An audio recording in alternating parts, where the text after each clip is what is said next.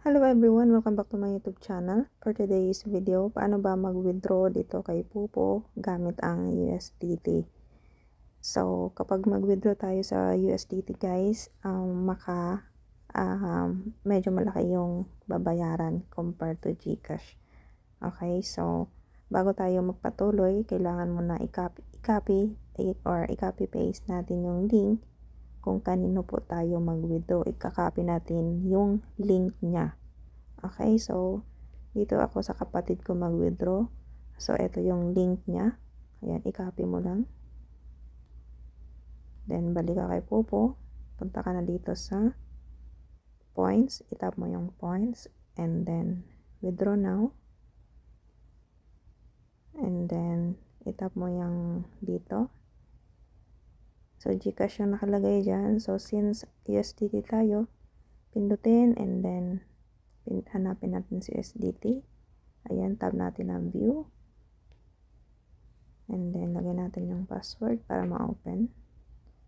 And then lalabas na tong contact address. So kung may lumang link dyan, i-remove natin yan dahil ipipaste natin yung nakopy natin na link kung kanino tayo mag-withdraw. So ito yung link niya. Kapag nakopy na, tap na natin yung submit. And then wait natin mag 5 or mag 0. Ayan, tap check. And then eto na yung USDT na kinopy natin kanina. So now, pindutin na natin yung withdraw now. And then enter amount. So since na agent ako, ang pwede lang ilagay dyan is $10, $20. So hindi siya pwedeng may sobra. So 10, 20, 30 mga ganon. Okay, so ang meron akong $123. So hindi ko siya pwedeng i-withdraw lahat dahil ang makuha lang dyan is 120. So itry kong i-type yung 123. And then submit. So may nakalagay, ayan, 10, 20, 30 lang. So by 10. So ang pwede lang is 120. So may kaltas po yan mamaya. Ewan ko kung magkano yung $120. Ayan. Then kapag na-type mo na yung 120, tap mo yung submit. And then confirm. Password ulit. Ayan, success na yung nakalagay. And then dito sa inbox ni Popo,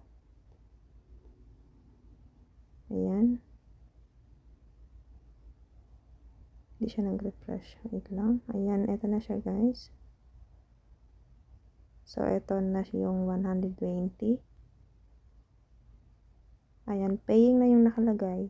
So kapag mamayang konti nakalagay dyan is successfully withdrawal ang nakalagay. I-screenshot mo yan and then send mo doon kung kanino ka nag-withdraw. Kasi parang ito yung resibo natin. So kailangan mo na yung successful. So wag mo na i-screenshot ngayon dahil paying pa lang. So antayin natin. So ayan, may nakalagay na successful withdrawal. I-tap lang natin yung check for details. So ayan na, withdrawal successful. I-screenshot mo yan. Yan, screenshot na and then isend mo na doon kung kanino ka nag-withdraw. And then babayaran ka na nila kung magkano yung rate nila. So ganun lang po mag-withdraw gamit ang USDT dito kay Popo. So yan lang. Thank you for watching and don't forget to like, share, and subscribe. I feel like I'm losing my mind.